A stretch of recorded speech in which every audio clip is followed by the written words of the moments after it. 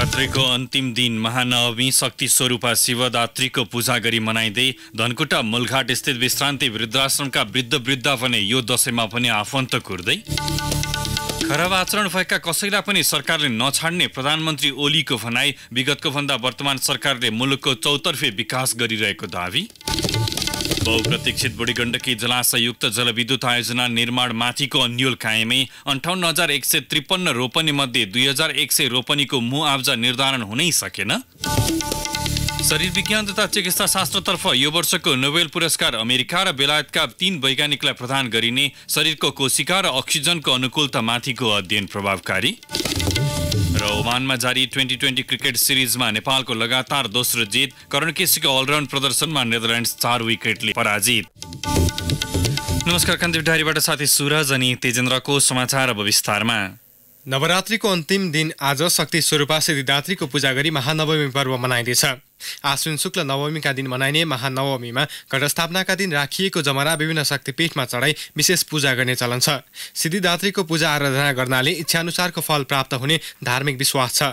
दशैंघर र कोत लगायतका विभिन्न देवीका मन्दिर र शक्तिपीठमा बोका, हाँस, कुखुरा, भेडा र राँगाको बलिसहित आज विशेष पूजा अर्चना र दुर्गा सप्तशती पाठ गरिन्छ।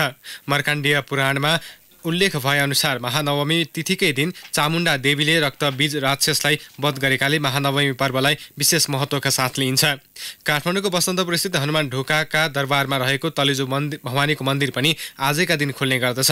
आजैका दिन बिहान कल पूर्जा, हात हतियार तथा सवारीका साधनहरू आदिलाई बलिदी विश्वकर्माको पूजा पनि गरिनुका साथै 2 वर्षदेखि 10 वर्षसम्मका कन्याहरूको पूजा आजा समेत गरिन्छ। आज कोतहरूमा हर्ष बढाइका साथै कोत पूजा र निशान पूजा पनि गर्ने प्रचलन रहेको छ। नेपाली सेनाका ब्यारेक तथा गुल्महरूमा बाजागाजा सहित बलि दिएर जङ्गी निशान पूजा तथा कोत पूजा गर्ने चलन छ। काठमाडौँ उपत्यकाको दक्षिणकाली, नक्साल भगवती, शोभा भगवती, भद्रकाली, वज्रबराही, रक्तकाली, सङ्कटा, बङ्गलामुखी लगायतका शक्तिपीठहरूमा पूजा आराधना गर्ने भक्तजनहरूको बिहानैदेखि घुइँचो लागेको छ। यसैगरी उपत्यका बाहिरको काभ्रे पलाञ्चोक भगवती, बनेपाको चण्डेश्वरी, भोजपुरको सिद्धिकाली, ताप्लेजुङको पाथिभरा, गोर्खाको गोरखकाली र मनोकामना, सप्तरीको छिन्दामस्ता, नवलपरासीको मौला कालिका, धादिङको त्रिपुरा सुन्दरी र नेपालगञ्जको बागेश्वरी लगायतका मन्दिर तथा शक्तिपीठहरूमा दर्शनार्थीको भिड लागेको छ। दशैंको रौनक सर्वत्र छाइरहँदा धनकुटाको मूलघाट स्थित तमोर किनारमा रहेको विश्रान्ति वृद्धाश्रममा बस्दै आएका वृद्धको दशैं भने खल्लो छ। एक आपसमा सामूहिक टीका लगाएर शुभकामना साटासाट गर्दै आए पनि अधिकांश वृद्धले आफन्तजनसँग चाडपर्व नमनाएको वर्षौं बितिसकेको छ। धनकुटाबाट सहकर्मी रमेश चन्द्र अधिकारीको रिपोर्ट। भक्तपुरबाट वृद्धाश्रममा बस्दै आएका 88 वर्षीय वीर मङ्गल बज्राचार्यले विगत 14 वर्षदेखि आफन्तजनसँग दशैं मनाउन पाएका छैनन्। उनको हरेक दशैं लगायत चाडपर्व खल्लो हुने गरेको छ। अशक्तताका कारण घर जान नपाउने र आफन्तजन आफूलाई भेट्न नआएको उनी बताउँछन्। यहाँ रहेका अधिकांश वृद्ध आफन्तजनको सम्झनामा पिरोलिएका छन्। उनीहरू हरेक दशैंमा विगतमा आफन्तजनसँग बसेर रमाइलोसँग चाडपर्व मनाएको याद गर्छन्।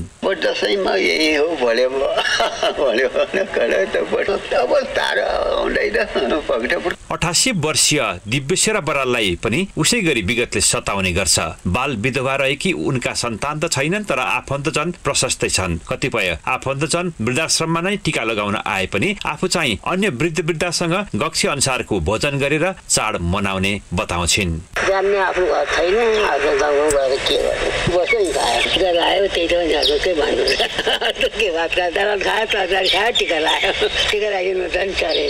आफन्तजन नभएकाहरू पनि सामूहिक रूपमा दशैंको टीका लगाएर शाब्दिक भोजन गर्छन्। दाल भात खाएरै पनि चाडपर्वलाई उल्लास रूपमा मनाउने उनीहरू बताउँछन्। वृद्धाश्रममा बस्दै आएकी पवित्रा भट्टराई।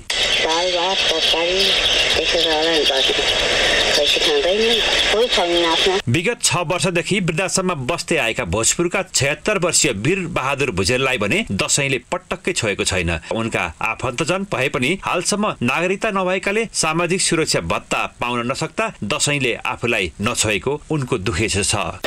दशैं मनाउन पाएको छैन, भत्ता पाएको छैन, बनाइदिएको छैन, भत्ता पाएको छैन। त्यसैले अब त्यतिकै बसिहाल्छ। कोही पनि आउँदैन। आफू आफन्त नआएको अहिले 3-4 वर्ष भयो। वृद्धाश्रममा बसेर पनि आफन्तजनसँग दशैं मनाउने थोरै मध्येकी गीतादेवी काफले छिन्। उनी भने वृद्धको हातको टीका थापेर आफन्तजनलाई भेट्न जाने गरेकी छिन्।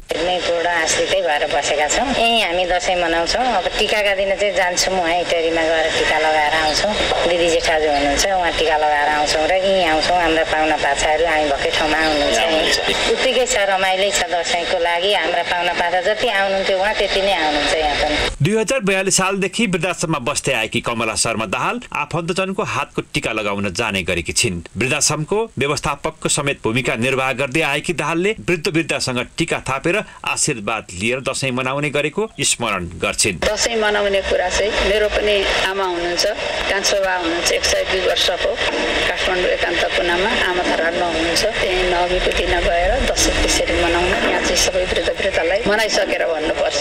यहाँ वृद्ध आश्रममा चाहिँ एकजना टिका लगाउने मान्छे आउनुहुन्छ, टिका लगाएको दिनुहुन्छ। खाने पिउने भनेको त सधैँभरि खाइरहेकै हुन्छ। आशीर्वाद लिने भनौँ न, वृद्धलाई आशीर्वाद दिने होइन, वृद्धसँग आशीर्वाद थाप्ने काम चाहिँ त्यसरी हुन्छ। वृद्धाश्रममा बस्दै आएका 45 बढी वृद्ध मध्ये अधिकांश शारीरिक तथा मानसिक स्वास्थ्य समस्या बोक्दै आएका छन्। चाडपर्वको बेला उसै पनि वृद्धाश्रमको बसाई, त्यसमा आफन्तजन भएरै पनि दशैंमा भेट्न समेत नजाँदा उनीहरूको मन अवश्य रोएको छ। डुब्न लागेको घाम समानका आफ्ना आफन्तजनलाई कम्तीमा चाडपर्वमा भेट्न सके उनीहरूको मनमा कति खुसी मिल्थ्यो होला। रेडियो कान्तिपुरका लागि रमेश चन्द्र अधिकारी, धनकुटा।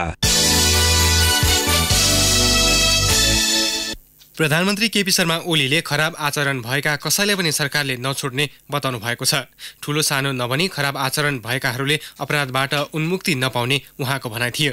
गृह जिल्ला झापाको दमकमा आयोजित शुभकामना आदान प्रदान कार्यक्रममा प्रधानमन्त्री ओलीले मुलुकमा भ्रष्टाचार हुन नदिने प्रतिबद्धता व्यक्त गर्नुभयो। कसैको कुनै पनि केहीमा आचरणमा तलमाथि पर्यो भने त्यो पनि मसँग त्यो पनि कारबाही। ठुलो र सानो भन्ने कुरा हुँदैन। ठुला सानाको मतलब छैन, आचरण व्यवहारको मतलब छ। कस्तो गर्छ भ्रष्ट हुन्छ भने जोनसुकै पद होदाको भए पनि भ्रष्टमाथि कारबाही हुन्छ। प्रधानमन्त्री ओलीले सरकारले मुलुकमा तीव्र गतिले विकास गरिरहेको दावी गर्नुभयो। आफू राष्ट्र निर्माणको गतिमा अघि बढेकाले विगतका भन्दा वर्तमान सरकारले मुलुकको चौतर्फे विकास गरिरहेको उहाँले बताउनुभयो। उत्तरी छिमेकी चीन जोड्ने बाटोहरू पनि अब चाँडै नै फराकिलो 4 लेनको हुने उहाँले बताउनुभयो। मलाई लाग्छ मैले राजनीतिमा केही भनिरहनु पर्ला जस्तो लाग्दैन। जसले जस्तो हल्ला गरे पनि, यो भएन त्यो भएन भने पनि नेपाल अहिले कहिल्यै भन्दा तीव्र गतिमा विकासको बाटोमा अगाडि बढेको छ। तीव्र गतिमा अहिले 1.5 वर्षमा सुनको नेपाल त बन्ने होइन। अहिले बाटा बन्ने हो, पुल बन्ने हो, खानेपानी बन्ने हो, स्कुल विद्यालय बन्ने हो, विश्वविद्यालय बन्ने हो, स्वास्थ्य केन्द्रहरू बन्ने हो। पहिले भन्दा फरक परेको छैन र नेपाल। प्रधानमन्त्री ओलीले राष्ट्र निर्माणको अभियानमा सबै पार्टीलाई सरिक हुन आग्रह गर्दै कुनै पार्टीप्रति आफ्नो कटुता नरहेको स्पष्ट पार्नुभयो। के भयो नेपालमा? केही पनि भएन। लोकतन्त्र भएन। लोकतन्त्र मासिन आँटेको हल्ला सुनिन्छ। के हो लोकतन्त्र भने? के सडकबाट मान्छे उठाएर सरकारले लालन पालन गरेर लोकतन्त्र समाप्त हो? केमा समाप्त भयो लोकतन्त्र? त्यसकारण यस्ता कुराहरूमा लाग्नु म सबै राजनीतिक पार्टीहरूलाई आग्रह गर्न चाहन्छु। हामीले ठोक्रो राजनीति, झुटो प्रचारको भरको राजनीति होइन, रचनात्मक राजनीति गरौँ। सरकारको कमी कहीँ छ भने सरकार स्वीकार्न तयार छ, सच्याउन तयार छ। सरकारले गरेका परिवर्तन हुने खानेको लागि केही फरक नपरे पनि गरिब विपन्न वर्गका लागि फरक परिरहेको प्रधानमन्त्री ओलीको दावी थियो। धाक धम्कीको राजनीति अब सह्य नहुने उहाँको भनाइ थियो। खान लाउनु त छ नि, अलिकति खान लाउनु भएपछि यति दिन्छस् कि मार्दिउँ भन्न थाल्छ। समृद्धि नै काल हो कि जस्तो, अलिकति सम्पत्ति हुनु नै पो अपराध हो कि जस्तो त्यही चाहिँ लुटेराहरूले हमला गर्छ। यति चन्दा दिन्छस् कि भन्दा चन्दा भन्छ हो। यी चिजहरू कतिपय जान्ने पल्टिएर किन प्रतिबन्ध लगाएको भनेर कराएको पनि सुनिन्छ। अनि लुट्न प्रतिबन्ध नलाउने, बम पड्काउन प्रतिबन्ध नलाउने, लाउनु पर्यो, लगाइन्छ। स्पष्ट छ, असंवैधानिक, संविधान विरोधी, असामाजिक, आपराधिक गतिविधि गर्न पाइँदैन। कि उहाँहरू सचिनुपर्छ कि उहाँहरूको लागि झ्याल खानु, त्यही हो। नियन्त्रण गर्ने हो, लुकाएर कुरै छैन। प्रधानमन्त्री ओलीले चाडपर्वको नाममा साम्प्रदायिकता भड्काउने अभिव्यक्ति नदिन आग्रह गर्नुभएको छ। बडा दशैं, दीपावली, छठ लगायतका चाडपर्वले मुलुकलाई सांस्कृतिक रूपमा एकताबद्ध बनाइराखेको उहाँको भनाइ छ। उहाँले सांस्कृतिक एकता जस्तै राष्ट्र निर्माणमा पनि सबै पार्टीबीच एकता जरुरी रहेको औल्याउनुभयो। कान्तिपुर डायरीमा अब ब्रेकको पालो। बाँकी प्रसङ्ग अर्घाखाँचीको नरपानीमा जीप दुर्घटना हुँदा 3 जनाको मृत्यु भएको छ। चालकसहित 6 जना घाइते भएका छन्।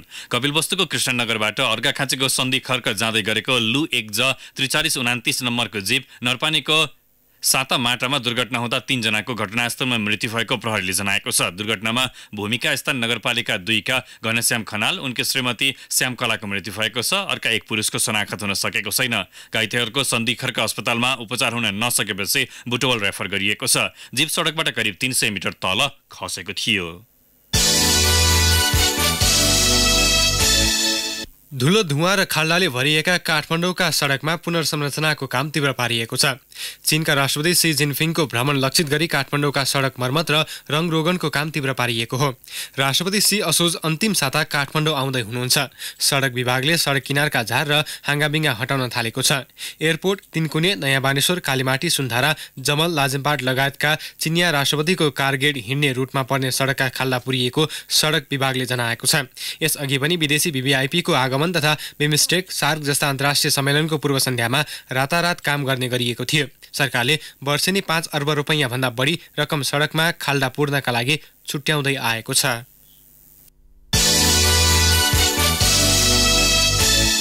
सुँगुरको मासु खाएर बिरामी भएका 5 थर कारागारका एक कैदीको मृत्यु भएको छ। 3 जनाको अवस्था गम्भीर छ। आज बिहान बजारबाट ल्याएको सुँगुरको मासु पकाएर खाएका मध्ये 5 थरको फालेलुङ गाउँपालिका 8 घर भएका कैदी बुद्धि केरुङको ज्यान गएको हो। यस्तै जयप्रसाद जबेको, दिनेश खजुम र सुन्दर राई गम्भीर बिरामी परेका छन्। उनीहरूको धरान स्थित BP कोरेला स्वास्थ्य विज्ञान प्रतिष्ठानमा उपचार भइरहेको छ। मासु खाने बित्तिकै उनीहरूले बान्ता गर्न थालेका थिए। 5 थर अस्पताल पुर्याएर लगत्तै केरुङको मृत्यु भएको प्रहरीले उल्लेख गरेको छ। उनीहरूले सुँगुरको पित्त खाएको र त्यही पित्तमा रहेको रसायनका कारण फुड पोइजनिङ भएको हुन सक्ने चिकित्सक भूपाल श्रेष्ठले बताउनुभयो। प्रदेश 2 सरकारले कार्यान्वयनमा ल्याएका विभिन्न कार्यक्रमको प्रतिफल शून्य देखिएको छ। स्वयंसेवक कर्मचारी भर्ना लगायतका स्थानीय स्तरमा भएका खर्चमा पारदर्शिता नभएको हो। प्रदेशको सामाजिक विकास मन्त्रालयले शिक्षा, कृषि, स्वास्थ्य क्षेत्रमा आवश्यक कर्मचारीका लागि विज्ञापन निकालेर 8 आवेदन सङ्कलन गरी मौखिक परीक्षा लिए पनि नतिजा भने सार्वजनिक गरेका छैनन्। मन्त्री र दलहरूबीच कोटा बाँडफाँडमा सहमति नभएपछि स्वयंसेवक कर्मचारी भर्ना रोकिएको छ। मन्त्रालयबाट पेशकी रकम लिएर विज्ञापनको प्रक्रियामा मन्त्रालयको 10 लाख रुपैयाँ भन्दा बढी खर्च भइसकेको छ। विज्ञापन, भत्ता र अन्य तयारीमा मन्त्रालयको मोटो रकम खर्च भए पनि उपलब्धि शून्य छ।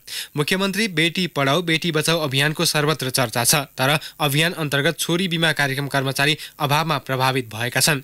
स्थानीय तहमा छोरी बिमाका लागि खटाइएका स्वयंसेवक नहुँदा बिमा कार्यक्रम समेत प्रभावित भएको हो। स्थानीय तहमा मुख्यमन्त्री कार्यालयले चिन्जान र पार्टी समर्थित कार्यकर्ता नियुक्ति गर्ने गरेको आरोप समेत लागेको छ। भारतबाट अवैध रूपमा ल्याउँदै गरेको 34 लाख मूल्य बराबरको कपडा 12 प्रहरीले बरामद गरेको छ। इलाका प्रहरी कार्यालयका प्रहरी निरीक्षक अपूर्व ढुङ्गानाको नेतृत्वमा गएको टोलीले सिमरौनगढ बजारबाट सो परिमाणको कपडा बरामद गरेको हो। भन्सार छलेर ल्याएको 5वटा मोटरसाइकलमा ल्याउँदै गरेको अवस्थामा सो कपडा बरामद गरेको प्रहरी उपरीक्षक विकास राज खनालले जानकारी दिनुभयो। कपडासहित आदर्श कोतवाला गाउँपालिका 5 का रामरतन यादव, जयमङ्गल प्रसाद यादव र हेमचन्द्र तिवारीलाई पनि प्रहरीले नियन्त्रणमा लिएको छ।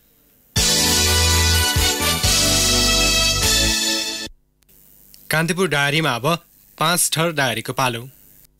डायरीमा लक्ष्मी गौतमको नमस्कार। जिल्लामा बाहुल्यता रहेका लिम्बू जातिले प्रयोग गर्ने परम्परागत खानेकुराको अध्ययन थालिएको छ। नेपाली मौलिक खाना यात्रा नामक अभियान मार्फत लिम्बू जातिले चाडपर्व, बिहे बटुलो र मृत्यु संस्कारसँगै दैनिक जसो खानेकुरामा प्रयोग गर्ने परिकारको अध्ययन थालेको हो। पाकशास्त्री प्रेमलाल घिसिङको नेतृत्वमा रहेको टोलीले जिल्लास्थित विभिन्न गाउँमा रहेका लिम्बू बस्तीसम्म पुगेर खानेकुराका परिकारको अध्ययन गर्ने बताइएको छ। नेपाली मौलिकतायुक्त खानेकुराको प्रवर्धन र प्रचार प्रसारका लागि अभियान थालिएको संयोजक घिसिङले बताउनुभयो। 5 थर सदरमुकाम फिदिम सहित जिल्लाभरका बजारमा यो वर्ष गत वर्ष भन्दा कम चहल पहल भएको छ। अघिल्ला वर्ष दशैं आउनुभन्दा 15 दिन अगावै पानी पर्न छोडेर ग्रामीण सडक मर्मत गर्दा ग्रामीण क्षेत्रबाट बजार आउने सर्वसाधारणको चहल पहलले बजारको माहौल तताउने गरेकोमा यो वर्ष दशैंमा पनि वर्षात भइरहेकाले बजारको रौनक कम भएको व्यवसायीहरूको टिप्पणी छ। जिल्ला सदरमुकाम सहित बजारलाई ग्रामीण क्षेत्रसम्म जोड्ने सडक मर्मत नहुँदा हिलामिया भएकाले पनि दशैंको किनमेल गर्ने सर्वसाधारणलाई असुविधा भएकाले दशैं बजार प्रभावित भएको बताइएको छ। दशैंका समयमा धेरै चल्ने कपडा, खाद्यान्न र जुत्ता चप्पल सहितका सामग्री खुद्रा र थोक बिक्री गर्ने पसलमा पनि यो वर्ष विगतमा भन्दा 50% कमी आएको व्यवसायीहरू बताउँछन्। 5 थरका सुखाग्रस्त क्षेत्रमा खडेरीले बाली सखाप बनाएपछि तुम्बेवा गाउँपालिकाले कृषकलाई कफीमा आत्मनिर्भर बनाउने अभियान थालेको छ। कफीका बिरुवा तयार पार्दै वितरण गर्न थालिएको गाउँपालिका अध्यक्ष ओमनाथ थापा बताउनुहुन्छ। थापाका अनुसार पर्वतको एउटा कम्पनीसँग सम्झौता गरेर 1,32,000 कफीको बिरुवा तयार पारिएको छ। कफीका बिरुवा 14 महिनापछि मात्रै रोप्न योग्य हुने बताइएको छ। उक्त कम्पनीले कृषकबाट उत्पादन भएको कफी प्रति किलो 100 का दरले काँचै खरिद गर्ने सम्झौता समेत भएको थापाले बताउनुभयो। हस्त 5 थर डायरी यति नै। लक्ष्मी गौतम बिदा माग्छु, नमस्कार। 5 थर डायरीपछि कान्तिपुर डायरीमा पुनः ब्रेकको पालो। अब आर्थिक समाचार। बहुप्रतीक्षित बुढी गण्डकी जलाशययुक्त जलविद्युत आयोजना निर्माणमाथिको अन्यल कायमै छ। आयोजना निर्माणका लागि अधिग्रहण गरेको गोर्खा र धादिङका 58,153 रोपनी जग्गा मध्ये 2,100 रोपनीको अहिलेसम्म मुआब्जा निर्धारण हुन सकेको छैन। बुढी गण्डकी जलविद्युत आयोजनाको विस्तृत आयोजना प्रतिवेदन तयार भएपछि आयोजनालाई आवश्यक पर्ने गोर्खा र धादिङका गरी साबिक 27 गाविसका 58,153 रोपनी जग्गा सरकारले 2072 सालको चैतमा रोक्का गरेको थियो। जग्गा किनबेच बन्द भएको 3 वर्ष बितिसक्दा पनि गोर्खाको आरुघाट बजार र धादिङको विशालनगर क्षेत्रको 2,100 रोपनीको अझै मुआब्जा नै निर्धारण हुन नसकेको हो। आयोजनाले अधिग्रहण गरेको मध्ये 44,293 रोपनीको मुआब्जा वितरण भइसकेको छ। त्यस्तै 11,759 रोपनीको मुआब्जा निर्धारण भए पनि वितरण हुन बाँकी छ भने 2,100 रोपनीको मुआब्जा नै निर्धारण हुन सकेको छैन। बाँकी रहेको क्षेत्रको आवश्यक प्राविधिक काम टुङ्गिए लगतै मुआब्जा निर्धारण हुने आयोजनाले जनाएको छ। विस्तृत प्रतिवेदन अनुसार गोर्खाको घ्यालचोक र धादिङको सलाङमा निर्माण हुने 1200 मेगावाट क्षमताको जलाशययुक्त बुढी गण्डकी जलविद्युत आयोजना निर्माणका लागि 2,59 अर्ब 27 करोड 50 लाख रुपियाँ खर्च लाग्ने अनुमान गरिएको छ, जसबाट 8,817 घरधुरी प्रभावित र 3,560 घरधुरी पूर्ण रूपमा विस्थापित हुनेछन्।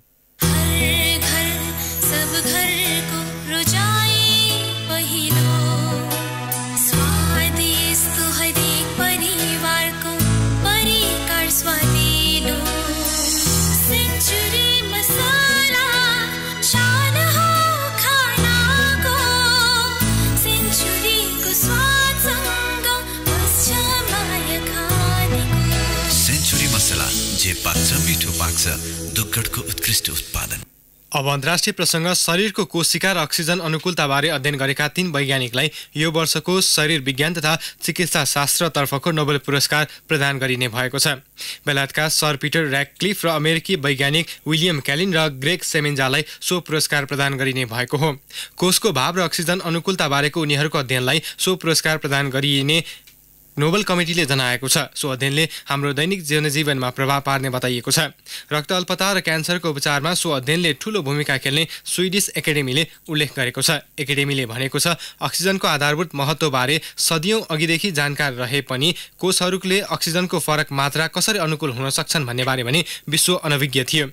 श्वास प्रश्वासका लागि आवश्यक अक्सिजनले खानेकुरालाई ऊर्जामा परिणत गर्न मद्दत गर्छ, तर शारीरिक व्यायाम गर्दा, चोटपटक लाग्दा, रक्त सञ्चार रोकिँदा तथा उच्च वेगमा जाँदा शरीरले लिने अक्सिजनको मात्रा फरक हुने गर्छ। अक्सिजन महसुस गर्ने क्षमताले रेड ब्लड सेल उत्पादन र नयाँ रक्त वाहिनी निर्माणमा प्रभाव पार्ने अध्ययनले देखाएको छ। यसले रोग प्रतिरोधात्मक क्षमता र गर्भमा रहेको शिशुको विकासमा समेत भूमिका खेल्ने अध्ययनको निष्कर्ष छ। बेलायती वैज्ञानिक र्याडक्लिफ अक्सफोर्ड विश्वविद्यालय र फ्रान्सिस क्रिक इन्स्टिच्युटसँग आबद्ध हुनुहुन्छ भने अमेरिकी क्यालिन हजार्ड र सेमेन्जा जोन्स हपकिन्स विश्वविद्यालयमा कार्यरत रहेको बीबीसीले जनाएको छ। अब खेल प्रसङ्ग। नेपालले ओमानमा जारी 5 राष्ट्र सहभागी T20 क्रिकेट सिरिजमा लगातार दोस्रो जित निकालेको छ। यसअघि नेपाल 4 अङ्कमा दोस्रो स्थानमा उक्लिएको छ। समान अङ्क भए पनि आयोजक ओमान रन रेटमा शीर्ष स्थानमा छ। करण केसीले अलराउन्ड प्रदर्शन गरेपछि नेपालले बलियो मानिएको नेदरल्यान्ड्सलाई 4 विकेटले पराजित गर्यो। नेदरल्यान्ड्सको भने यो लगातार दोस्रो हार हो। डच टोलीले दिएको 134 रनको लक्ष्य नेपालले 1 बल बाँकी छँदा 6 विकेट गुमाएर भेट्टायो। अन्तिम ओभरमा करणले 5 बलमा 17 रन हानेपछि नेपाल लगातार दोस्रो जित निकाल्न सफल भए। करणले 14 बलमा नट आउट 31 रन प्रहार गरे।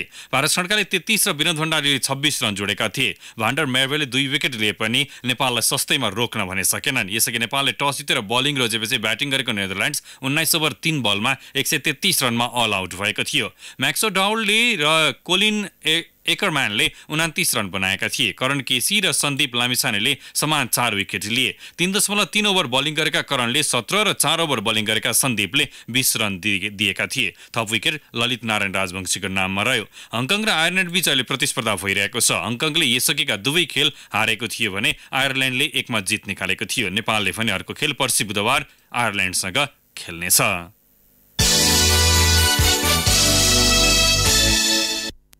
साफ अन्डर 15 महिला च्याम्पियनसिप फुटबल खेल्न नेपाली महिला टोली आज बिहान भुटान गएको छ। भारत, नेपाल, भुटान र बङ्गलादेश मात्र सहभागी प्रतियोगिता खेल्न नेपाली टोली त्यसतर्फ गएको हो। पर्सिबाट सुरु हुने प्रतियोगिताको उद्घाटन खेलमा नेपालले भारतसँग प्रतिस्पर्धा गर्नेछ। नेपालले दोस्रो खेलमा शुक्रबार बङ्गलादेश र अन्तिम खेलमा आइतबार आयोजक भुटानको सामना गर्नेछ। तालिकाको शीर्ष स्थानमा रहने दुई टोलीले फाइनलमा स्थान बनाउनेछन्। राष्ट्रिय झण्डा छातीमा राखेर हिँडेका खेलाडीले न चाडपर्व भन्न पाउँछन् न पारिवारिक खुसीमा सहभागी नै। राष्ट्रको खेलका लागि जुनसुकै समय उपलब्ध हुने शपथ खाएका खेलाडी विदेशी भूमिमा रहँदा आफ्ना पर्वलाई निकै सम्झने गर्छन्। यस्तै अवस्था यो पटक पनि खेलाडीहरूमा देखिएको छ।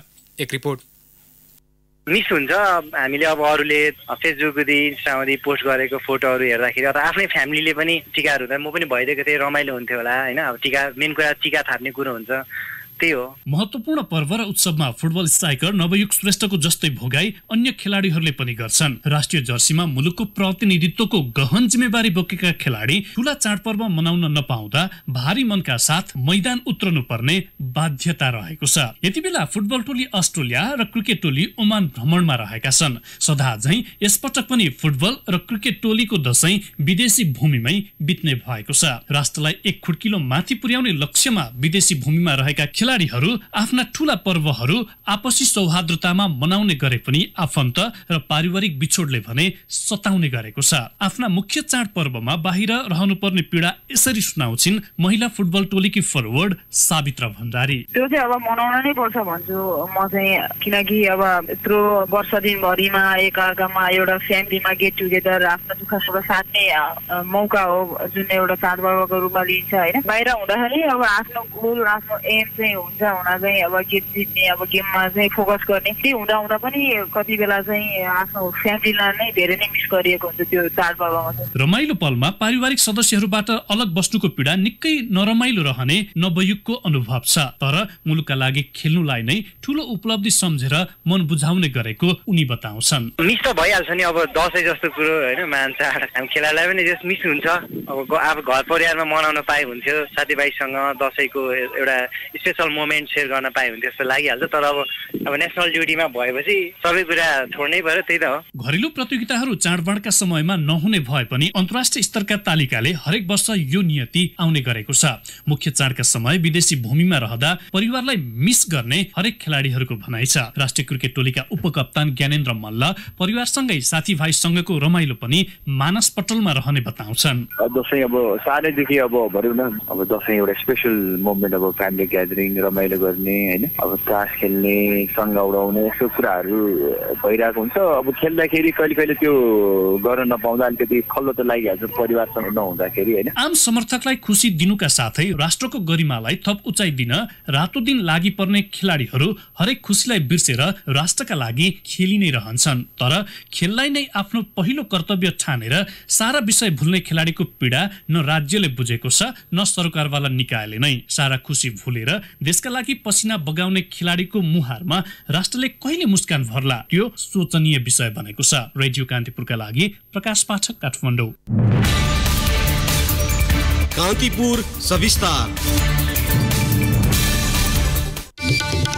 हस् त यस्तो कान्तिपुर डायरी अहिलेलाई यहीँ सकिन्छ। सुरज र तेजेन्द्र बिदा हुन्छौँ। नमस्कार। सूचना र मनोरञ्जनको संवाहक रेडियो राष्ट्रको रेडियो कान्तिपुर।